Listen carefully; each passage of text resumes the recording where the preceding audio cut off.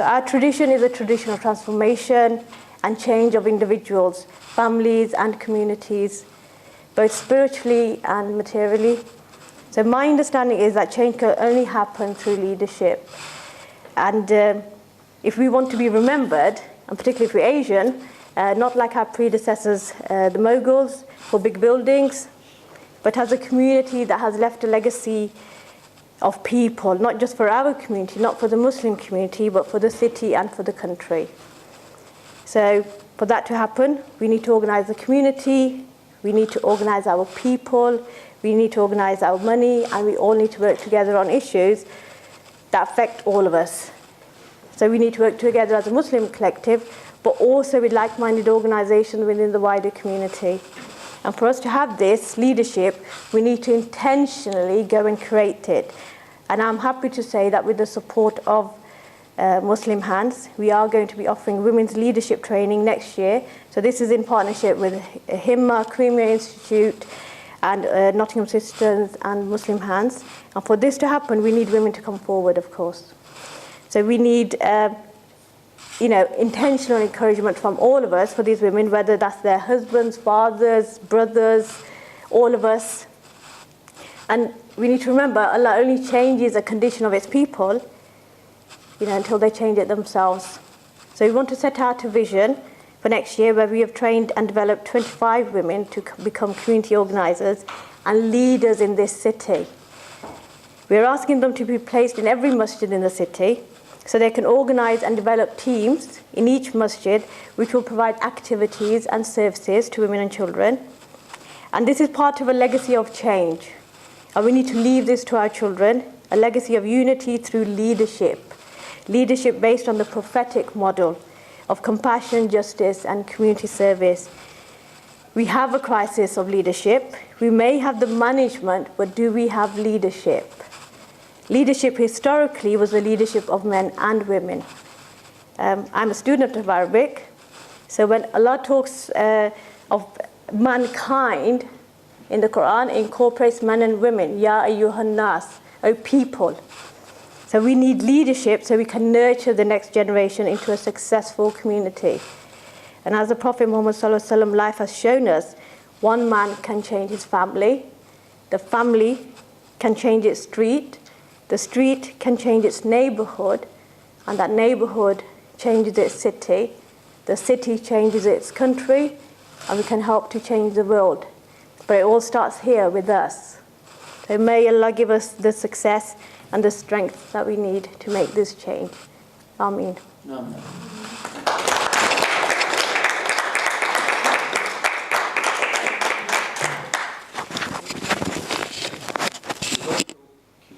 Open the door for discussion, but before we embark upon that even more interesting part, I think, because we need more engagement in this one.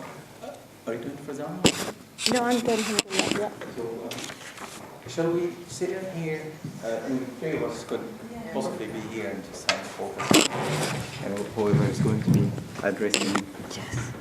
You can hear us all right here. Do we need mics or? This is Okay.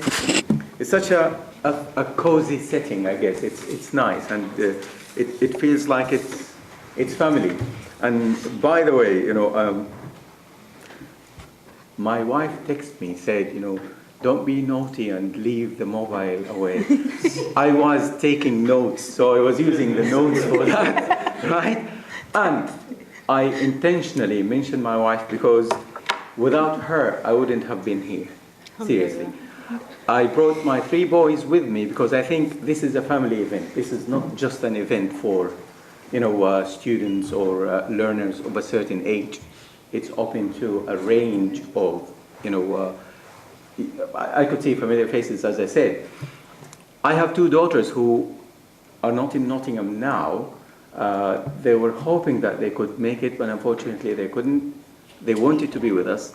In place of those 2 daughters, I have 2 students that I treat like daughters, so they are here. So I'm glad that they have joined us today. I have made notes of certain points that I would like to open the floor to, invite the floor for more discussion and more engagement. I start with the it was such an encompassing talk on both, Farzana and Laura's way of tackling these issues of feminism, of leadership, of women's rights in general. I don't know why I did say the F word, and I know that there are people who think about certain connotations that come to mind when the word feminism is mentioned. But it's quite interesting that at the same time that some people claim they are there to defend women's rights, they do violations to those very rights of women. So we're going to talk about those binaries of discourse about women. Are we really empowering them as a society in general that is made up of women and men? It's very interesting that you mentioned, bodies such as EDF and what they claim they want to do towards Muslim women in particular. Again, you've touched upon stereotyping, Islamophobia, barriers to overcome for the society. I thought at one moment, because I've done some education in the United States, and I thought feminism in the 60s there was something related to, proud burning and other things, pornography, and the possibility of women to engage in more freedoms, if you like. Is that the way feminism should go for, or are we going to go for something of more value related to women's rights? Islamic feminism, within the framework of how we define that term to suit the religion that makes our lifestyle and our daily activities and engagement with the other. And who is the other, in fact? That includes the wife, the kids, the neighbor, the teacher, the student, everyone else. Leadership and power of religion. Again, this idea of pushing the boundaries for some people who would like to think about, if I go for an extremist way, I might be not just testing the grounds, but also shaking the ground so that people would think even more in depth about the center, not just the margins. Women's participation in the society, historically speaking, starting with, as we've mentioned, Khadija radiallahu anha, whom I've mentioned, I think, in the culture of Arabic a few times, thinking about, a model of a woman who was a successful member of her society 14 centuries ago, right? Authority of women, how could that be accomplished when women are not given the whole enchilada of knowledge? I mean, limitation of exposure to them, to intake,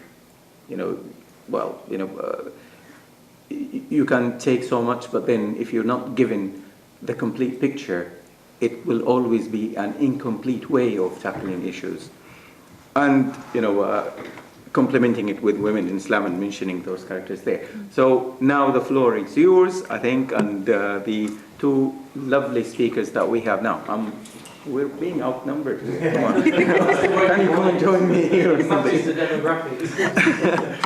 That is exactly the point, I think. We want to make and drive home today. So please, urging you, and, go ahead. Simon, thank you for the talk, guys. I really appreciate it.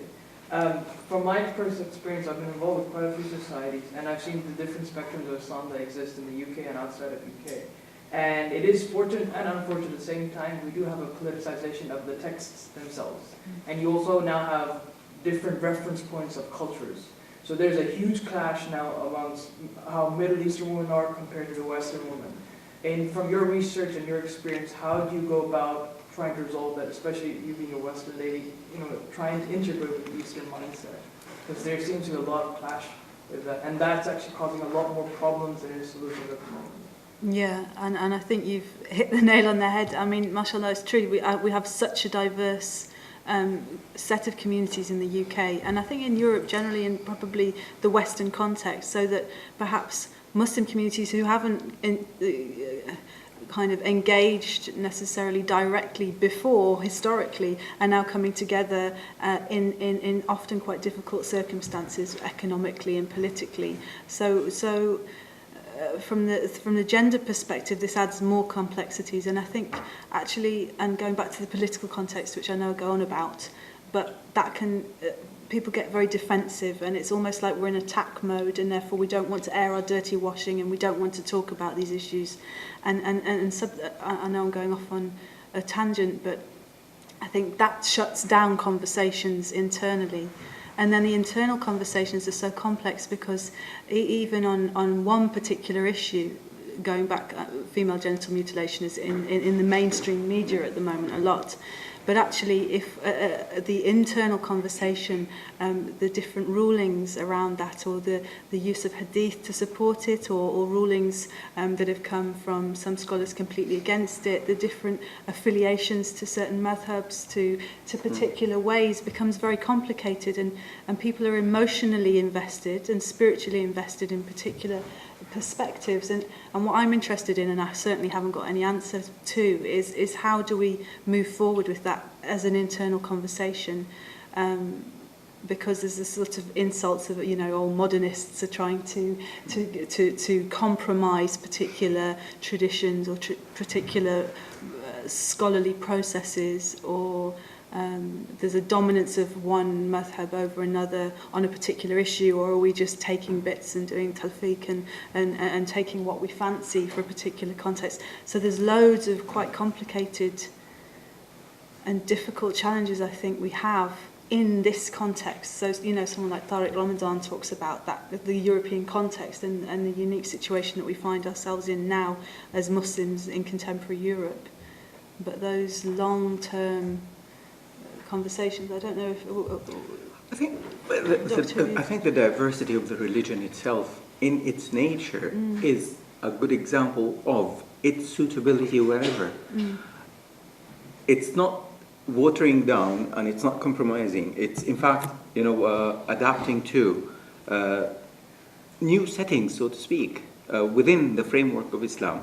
I guess it's quite interesting when you've mentioned things related to, different schools of thought in regards to, sometimes referred to as female circumcision versus even male circumcision. Sure. as an issue.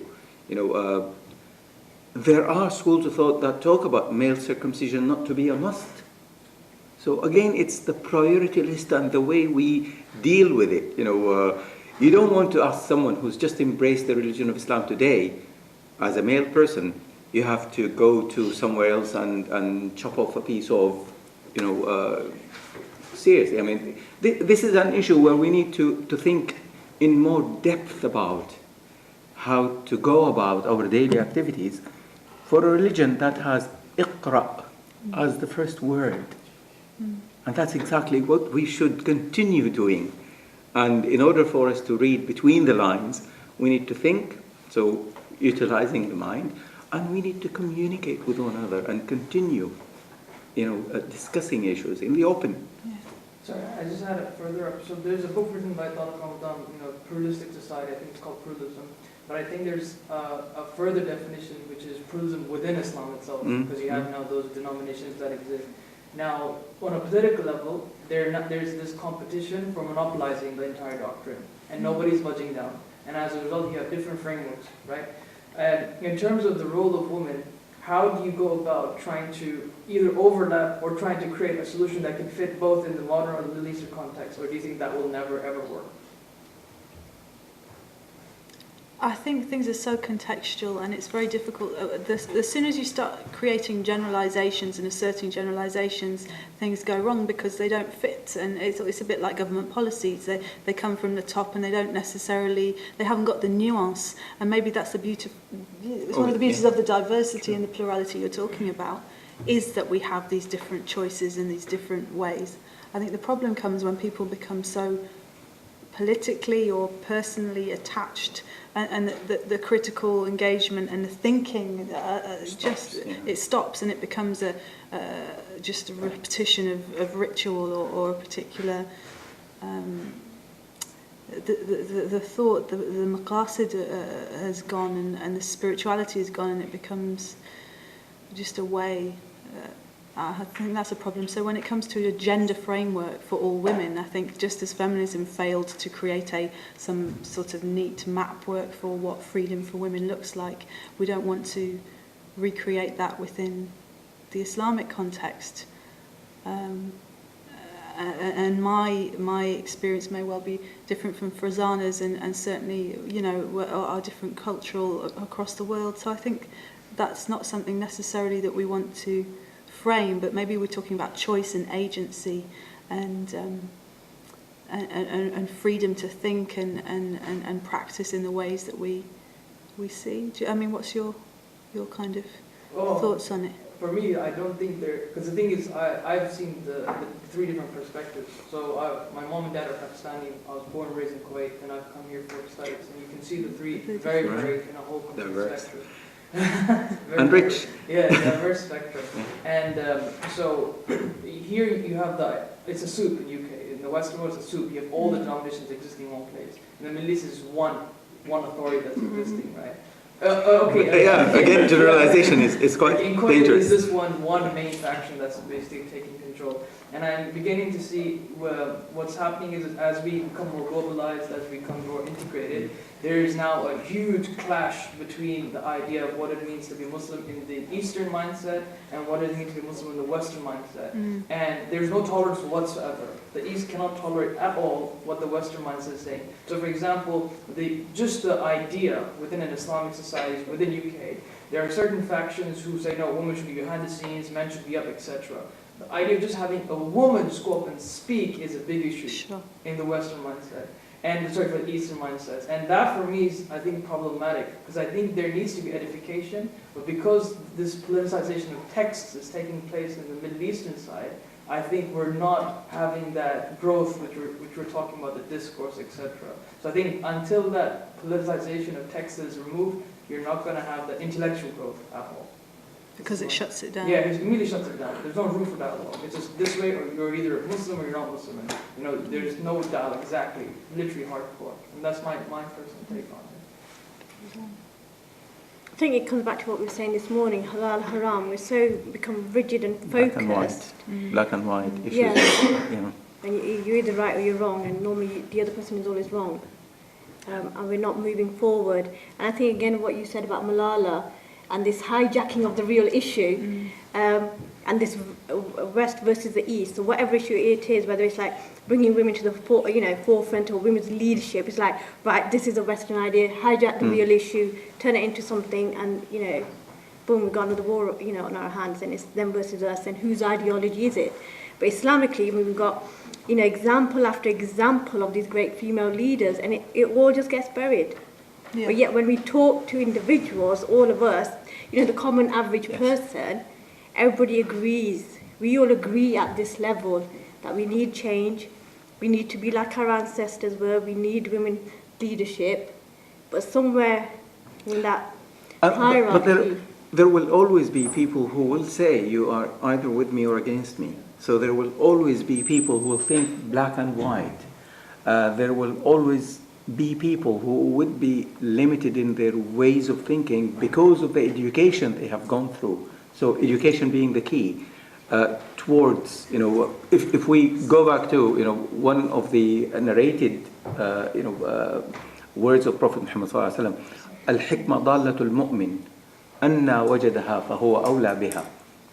It doesn't matter where it comes from.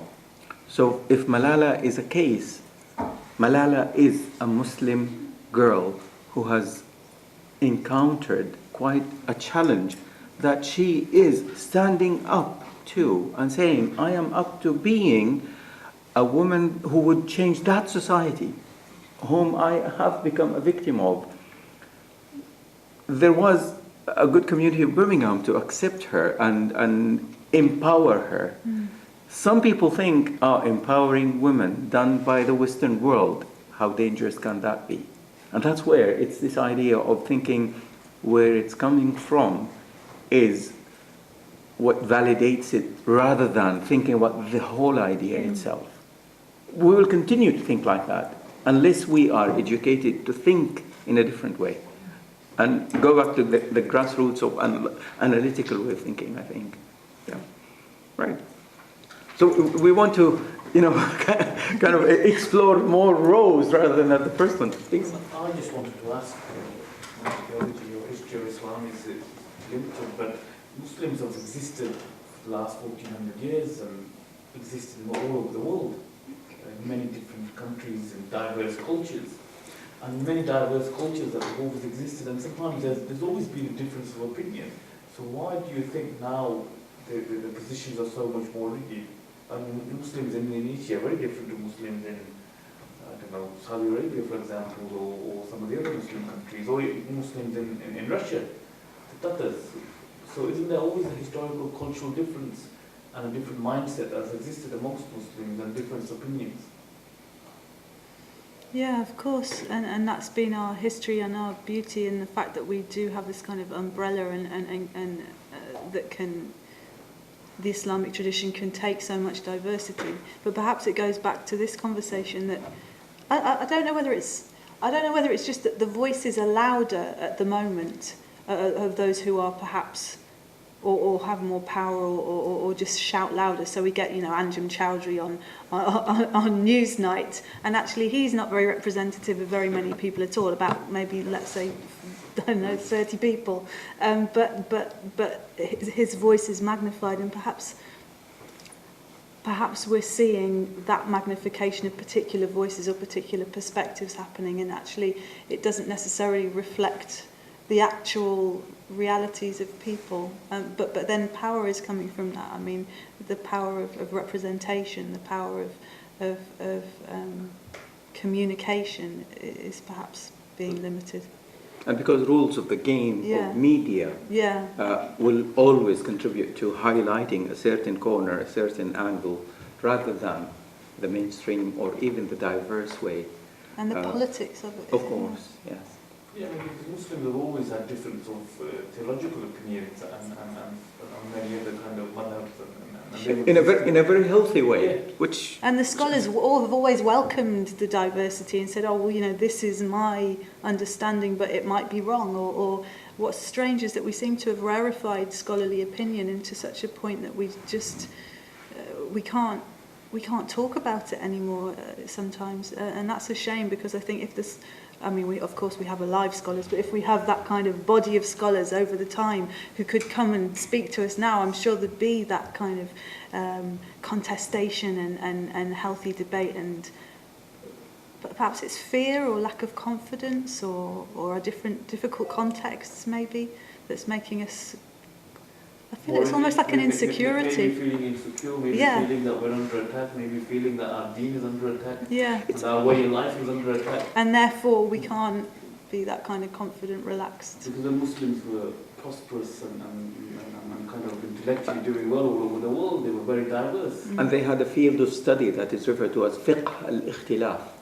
So you're talking about, a science of ways of reaching points, meeting points, ways of tolerating one another, ways of accepting your opinion, and sometimes even applying it. The story goes where this Hanafi leading prayers of Shafi'i students of his, doing Maghrib prayers and going Allahu Akbar, Bismillahir Rahmanir Rahim, loudly, and reciting Al-Fatiha.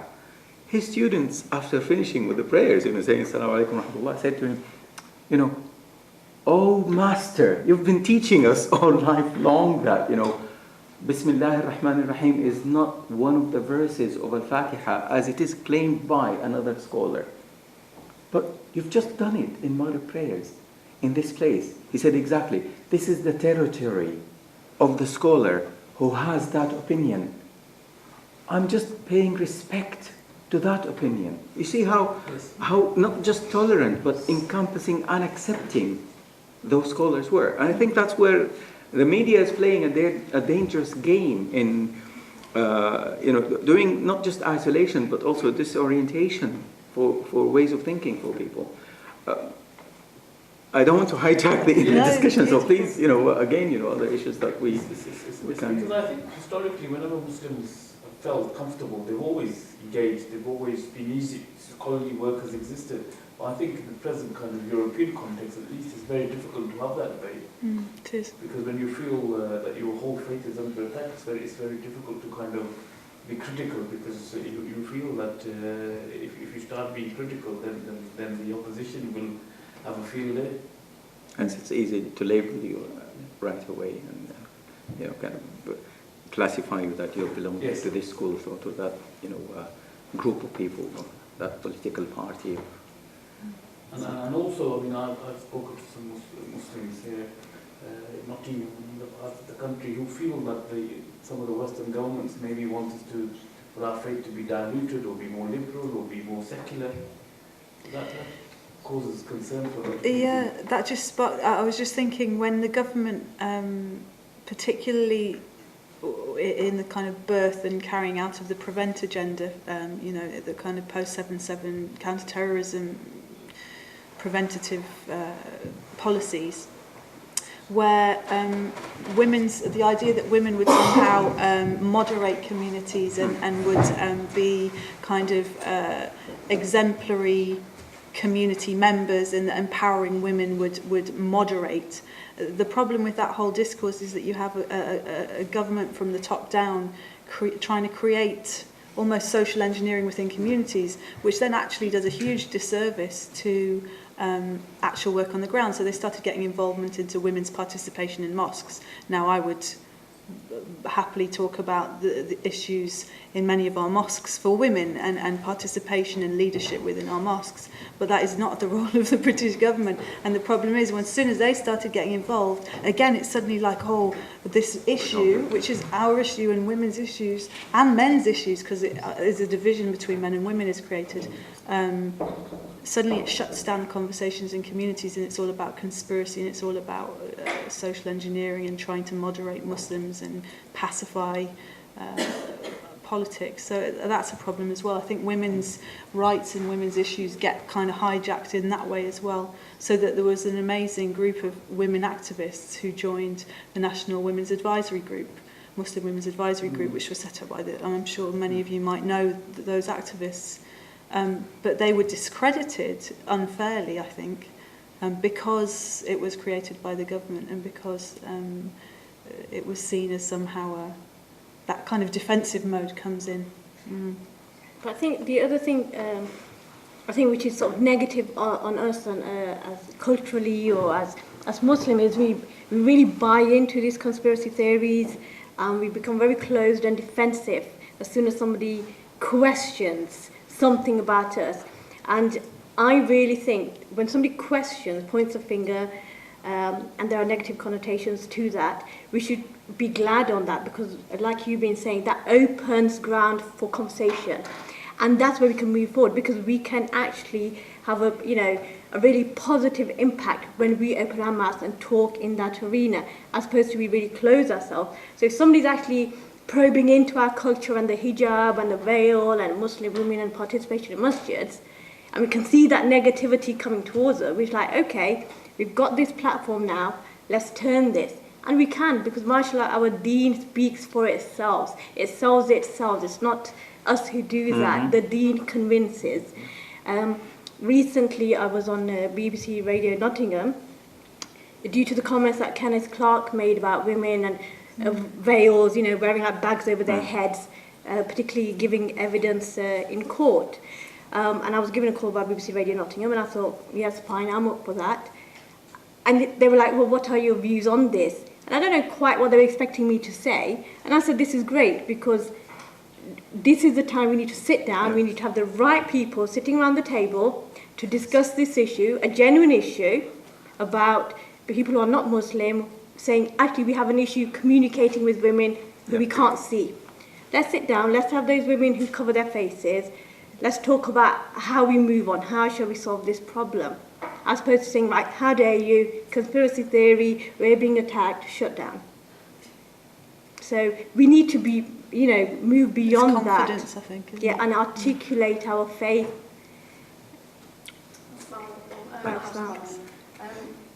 I think sometimes we need to stop looking at the differences too much and start sticking together, being more, unified as a Muslim Ummah. And also, if the government are looking into those issues about Muslim women and why they do this and why they leave the face veil, then I think the mosques should have more responsibilities for the Muslims. They should provide more activities. They should be more involved. They should tell the Muslim women to come into the mosque and do more activities, because we have a mosque in my area and nothing happens for young Muslim women, and it's really sad to see that, because I think it all starts in the community, and it also starts in the home as well, being more educated and start talking about these things and not shying away from these kind of issues. So I think mosques have a massive responsibility, and also the parents and families as well, on starting to look at daughters being equal to sons, and giving them the same opportunities, and doing a lot more in the mosque so we can help the wider community. Inshallah, I think what HIMMAH are doing. Yeah, that change has become Dr. Musharraf at HIMMAH Institute. He's a really inspiration person, and my local masjid is HIMMAH Institute, Bosnia Community Centre, and they used to have netball for women. And I used to play regularly until I sprained my ankle really bad, so that was the end of that. And now, mashallah, they've just, as of yesterday, started a women's football. That's an example of one mosque. Exactly. Yeah, so we need that to move. We as a community need to be more active, and I completely agree with your point as well. And not to see that as a threat, that somehow, women's netball is going to bring the world down. Yeah. Hurt your uncle. Well, yeah. If I could just say some comments. I think for us, in terms of authority for women, I think it's a matter of identity and how we contextualise that in our culture. And I think we have to rapidly move on from seeing ourselves as Eastern. We're clearly British, and our identity is Muslim, British, Muslim, however that dual and multi-identity function we do have. And I think in terms of authority and rights, I think the conversation should be more geared about space. It's only at the moment our community is going through a really challenging time. At the same time, we're into second, third, fourth generation. There's at this very moment in the city the intergenerational transition that's happening, and there's going to be space, and there's space being organically created. People don't live forever. Yeah, although some mosque committee members, especially when they sit on the chair, they will not live forever. There's one reality in life, and that's death. That's a certainty. So that space is going to happen. But in terms of rights, rights are hardly ever given. They're usually taken. And I think the onus itself is on our women folk to rise to that challenge. And I firmly believe in terms of the culture and what I'm certainly, I'm my father's son, but my mentality and my attitudes and my understanding is different. I'm no longer a person of Kashmir in the foothills of the Himalayas. I'm someone born and raised in Nottingham who eats fish and chips quite regularly. There's a difference in my attitude. And I believe that if women are serious, they have to put themselves forward. No one else is going to do anything for you. And I think that has to be tempered with wisdom. There's ways that we can do this. We're not going to do it through violence or extreme radicalism. You are automatically default mothers, wives, daughters, aunties in this community. You already have a lot of influence. But it's about how you turn that influence from a private influence as what time I leave my house and what time I have my breakfast and what I have to do with my kids to a public discourse and a public thing. And it's that transition that we need. And for that to happen, we need a brave vanguard. And that's the whole point of the Leadership Academy.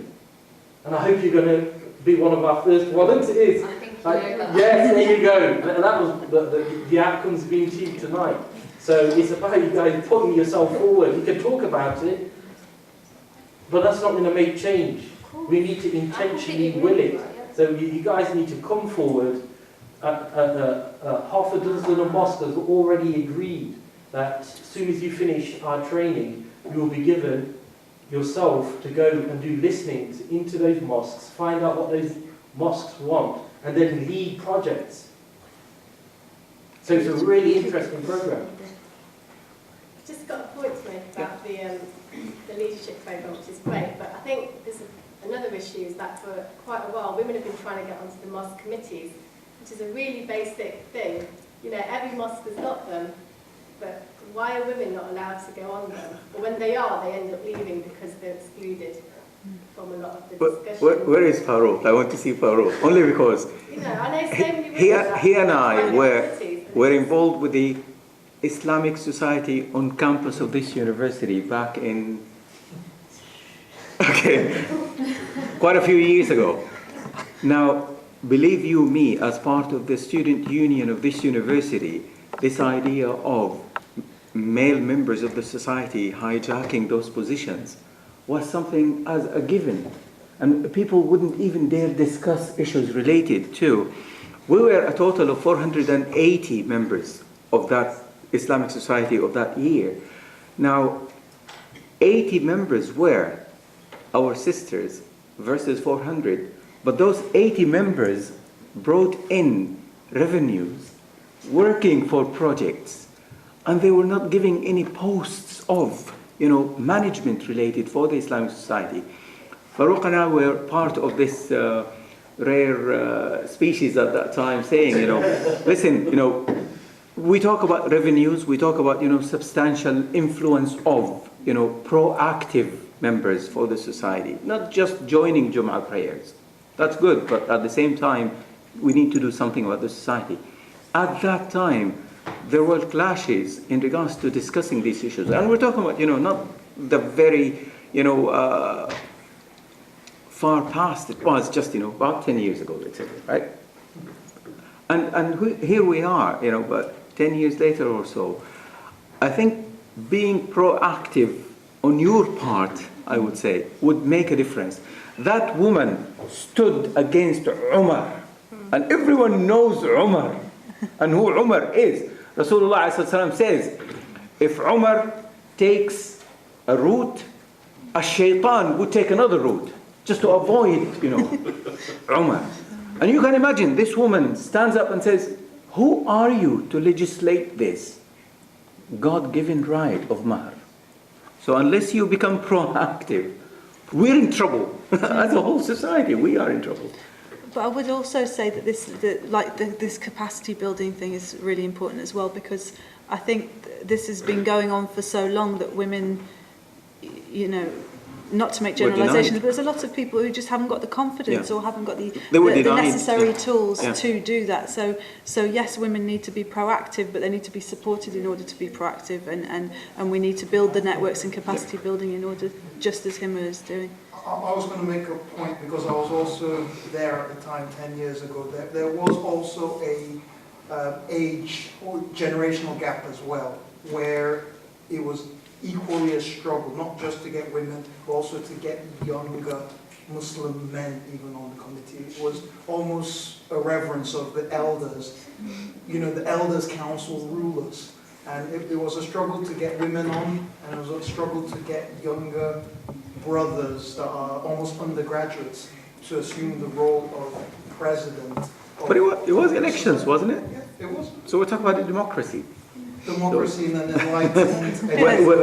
where unless you vote, you don't get change. Exactly. Yeah. Just a small point.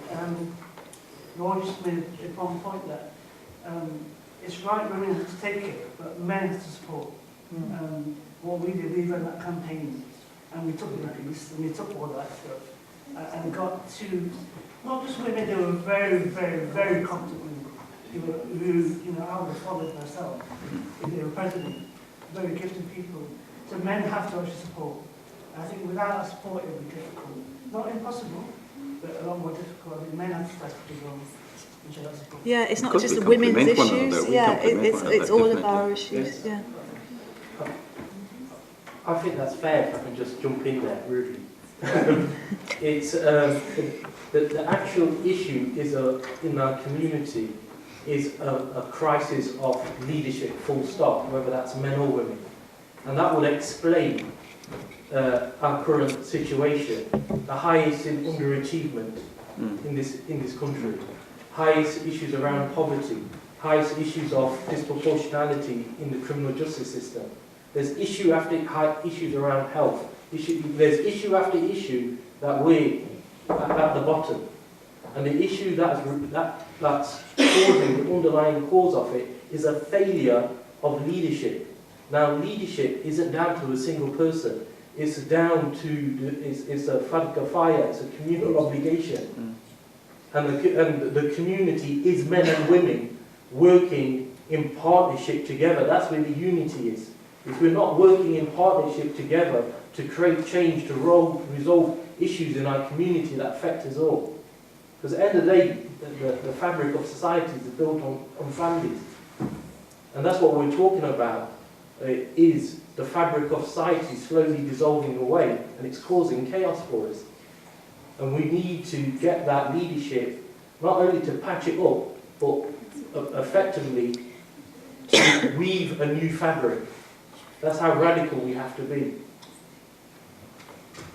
I have two questions. From your experiences, I wanted to know what does equality actually mean for men and women in terms of the Islamic framework in the Western society? That's the first question, which is a long-winded question, I acknowledge. Number two, because the thing is, when you're working in the Islamic society, you get exposure to a lot of different sisters who come from several different backgrounds. And you see them told sometimes confusion because they're being split in different sides, especially sisters from the Western. So predominantly most of the sisters here are from the interpack backgrounds. So there's this confusion of, am I British or am I from back home? You've also got the sociological versus the individual phenomenon. My society is telling me I should behave this way, but individually, what do I believe is right or wrong? Then you've got the secular versus Islamic thing, and you've also got the denominational confusions. So what advice would you give to sisters who are facing those sort of issues, and what advice would you give to the brothers so they can help sisters with those issues? That will be the next lecture. Wow, they are questions. Yes, of course.